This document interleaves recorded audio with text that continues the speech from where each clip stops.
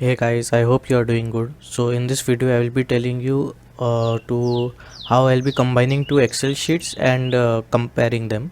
So basically I have two Excel sheets. That is, one is company, where I have all the company name and employee IDs, and there is another Excel salary, uh, which I have the employee IDs, their name and their salary. So basically what I will be doing is I will be combining these Excel sheets into one and then performing SQL statements, and I'll be taking out the ID, name, salary, company name, and the company name which is Accenture only into a Excel sheet. So this is the automation which will be performed. So I'll show you my code. So as you can see, this is my code, where I have passed this to Excel sheet into a variable. Then I have performing a macro, where I am combining the Excel sheet, and then I am performing the SQL statement to compare the Excel and get the employee data which are only working in Accenture. So this is for a small Excel, but we can work on large data as well using this. So I'll run this bot and show you. The Excel data will be coming out in this data.csv. Right now it's empty. It will compare this Excel and it will put it into data.csv. So I will run.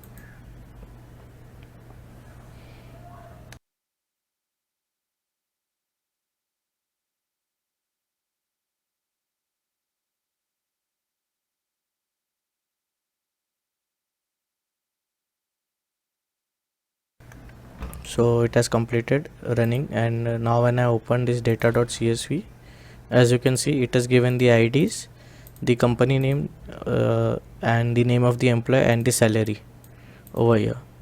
And the Excel combine which I was talking about, this is the comparison, and the combine part, as you can see in company sheet 1 and sheet 2, as you can see I have combined those and I've put the sheet over here.